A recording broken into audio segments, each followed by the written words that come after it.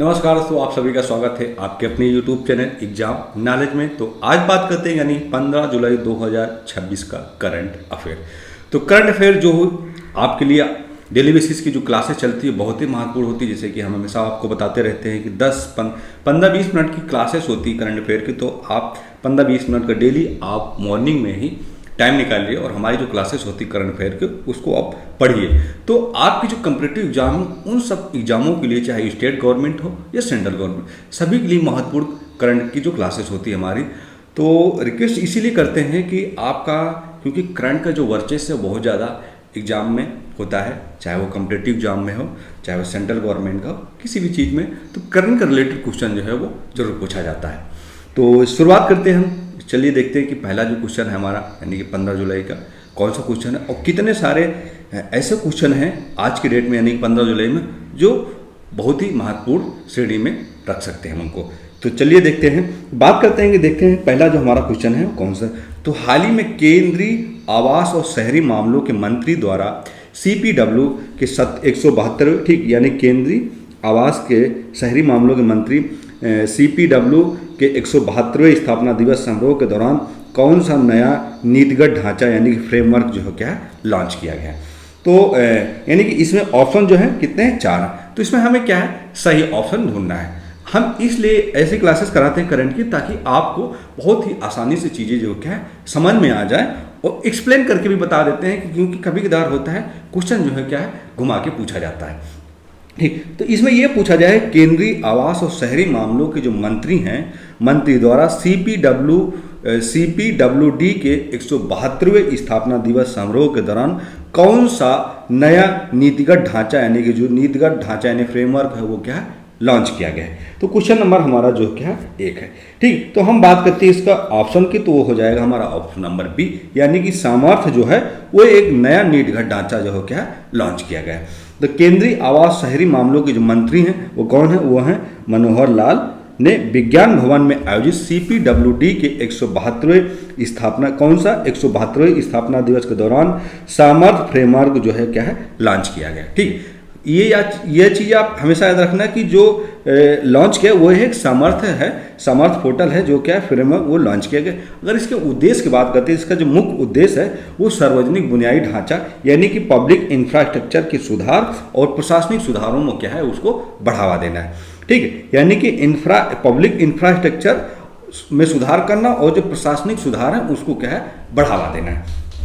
अब बढ़ते हैं, हमारा नेक्स्ट क्वेश्चन है कि साइबर सुरक्षा को मजबूत करने के लिए हाल ही में जारी रिपोर्ट में अगर देखें तो एनाटॉमी ऑफ साइबर फेलियर यानी कि 4 लेयर गैप अर्चेटाइप फ्रेमवर्क जो हो वो किस क्षेत्र के सेक्टर को यानी कि लक्षित करके जो क्या है पेश किया गया है। तो अब बात करते हैं साइबर सुरक्षा को मजबूत करने के लिए, यानी क्वेश्चन नंबर हमारा जो है वो क्या है 2। तो हम बात करते हैं वो हमारा ऑप्शन नंबर क्या है B, ठीक। क्या हो जाएगा हमारा ऑप्शन नंबर जो होगा वो होगा हमारा ऑप्शन नंबर B, ठीक है। तो यह नया 4 layer gap archetype framework digital banking है जो वित्तीय प्रणालियों में होने वाले साइबर हमलों और तकनीकी विफलताओं के बारीक विश्लेषण यानी कि एनाटॉमी के लिए क्या है वो डिजाइन किया गया है, तो ताकि ऑनलाइन धोखाधड़ी और डेटा के ब्रीच से जो क्या है वो बचा जा सके। तो ये हमारा हो गया दूसरा क्वेश्चन। अब बढ़ते हैं हम अगला क्वेश्चन, यानी अगला जो है वो क्वेश्चन नंबर 3। तो हाल ही में भारतीय पुरातत्व सर्वेक्षण यानी कि ASI ने सिंधु घाटी सभ्यता के प्रसिद्ध स्थल राखी गढ़ी से मिले कंकालों को वैज्ञानिक जांच के लिए किस संस्थान को सौंपा गया। अब ये क्वेश्चन नंबर हमारा तीसरा है, ये बहुत ही इंपॉर्टेंट है। ऐसे क्वेश्चन तो 100% आने का श्योर होता है कि आपके एग्जाम में आना ही आना है, ठीक। तो हम जैसे इसमें पूछा कि भारतीय पुरातत्व सर्वेक्षण यानी कि ASI ने सिंधु घाटी सभ्यता के एक जो प्रसिद्ध स्थल है राखी गढ़ी से मिले जो कंकाल है उन कंकालों को वैज्ञानिकों को दिया गया है जांच करने के लिए। तो ये जो वैज्ञानिक जांच करेंगे ये किस संस्था को सौंपा गया है, ठीक, यानी किस संस्था के वैज्ञानिक जो है वो जांच करेंगे। तो क्वेश्चन नंबर हमारा क्या हो जाएगा 3। तो हम बात करते हैं इसके, तो ये जो आएगा हमारा ऑप्शन नंबर B, ठीक। यानी कि भारतीय मानव विज्ञान सर्वेक्षण के द्वारा जो है भारतीय मानव विज्ञान सर्वेक्षण संस्थान को जो क्या है ये सौंपा गया है।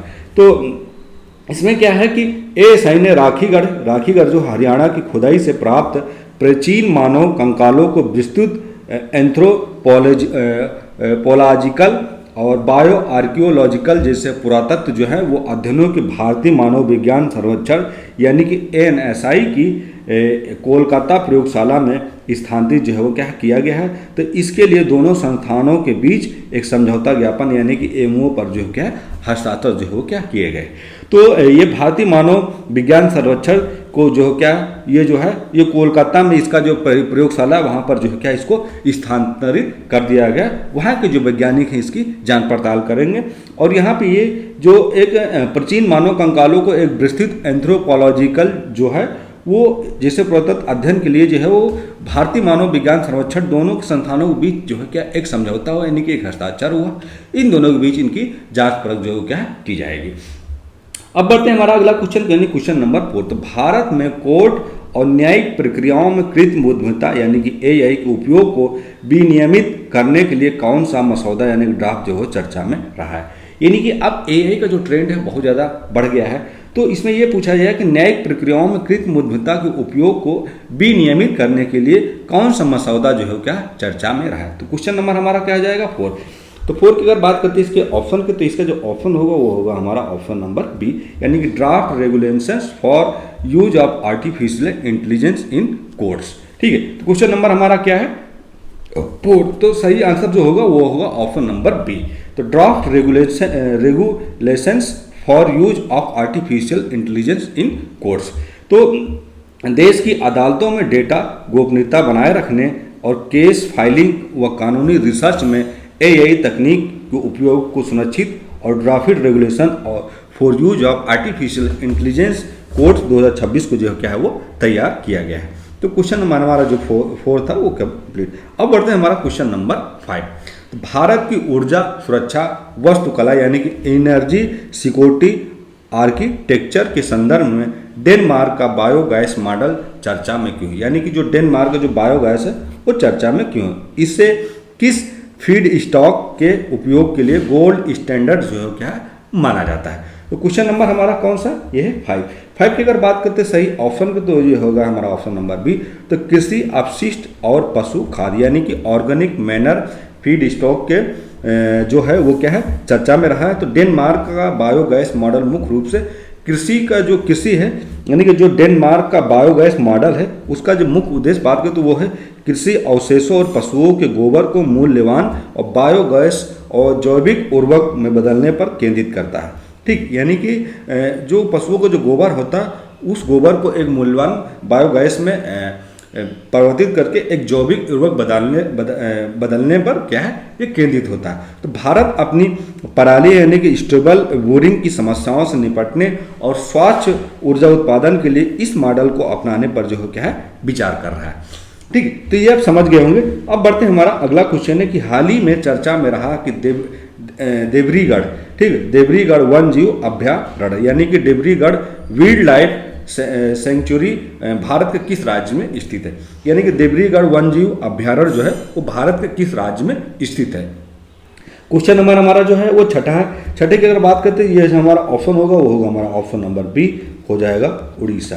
ठीक, क्या होगा उड़ीसा। ठीक, क्या हो जाएगा ऑप्शन नंबर बी यानी कि उड़ीसा। तो देवरीगढ़ वन्यजीव अभयारण्य उड़ीसा के संबलपुर जिले में हीराकुंड बांध के पास जो है कहाँ पर स्थित है। ठीक है, कहाँ पर स्थित है हीराकुंड बांध के पास जो है क्या स्थित है। और यह जो है हाल ही में इको टूरिज्म और वन जीव संरक्षण से जुड़ी नई पहलों के कारण यह राष्ट्रीय स्तर पर चर्चा का एक विषय बना हुआ। ठीक, तो ये चर्चा में कैसे आया। चर्चा में आया कि इको टूरिज्म और वन जीव संरक्षण जैसी जुड़ी नई पहलों के कारण यह राष्ट्रीय स्तर पर एक चर्चा का विषय जो क्या हुआ बना हुआ है। अब बढ़ते हमारा अगला जो क्वेश्चन है कि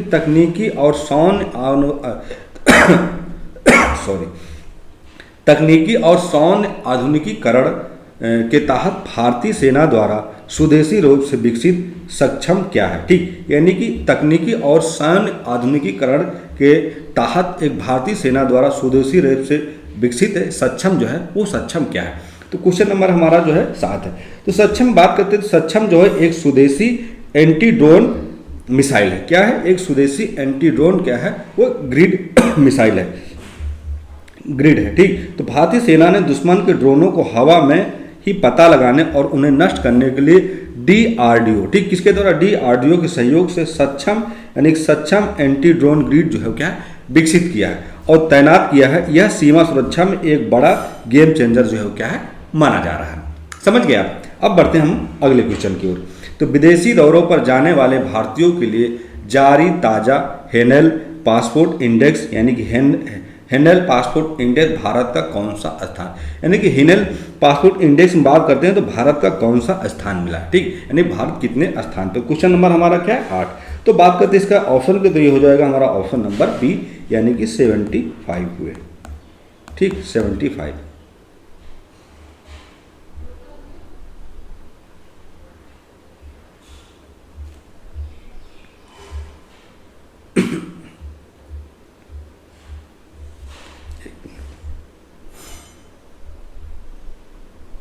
ठीक, तो ग्लोबल पासपोर्ट रैंकिंग में भारतीय पासपोर्ट में सुधार दर्ज किया गया है और भारत 75वें स्थान पर पहुंच गया है, जिससे भारतीय नागरिक कई देशों में वीजा मुक्त फ्री यात्रा कर सकते हैं। ठीक है, यानी इससे यह है कि 75वें स्थान पर भारत पहुंच गया है, जिससे भारतीय नागरिक जो है अब वो कई देशों में वीजा मुक्त फ्री यात्रा जो है क्या है कर सकते हैं। अब बढ़ते हैं, हमारा अगला क्वेश्चन है कि हाल ही में, क्वेश्चन नंबर हम 9 की बात करते हैं। तो हाल ही में किस राज्य सरकार ने महिला नेतृत्व वाले स्टार्टअप्स यानी कि वुमेन लीडर स्टार्टअप्स को सशक्त बनाने के लिए सी कोहोर्ट 3.0 पहल की जो क्या शुरुआत की।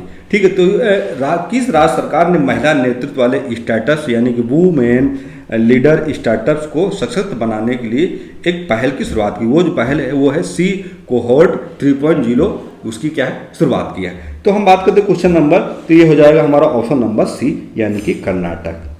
ठीक, क्या हो जाएगा कर्नाटक। तो महिला उद्यमियों को मेंटरशिप फंडिंग, ठीक, मेंटरशिप फंडिंग और तकनीकी सहायता प्रदान करने के उद्देश्य से तेलंगाना,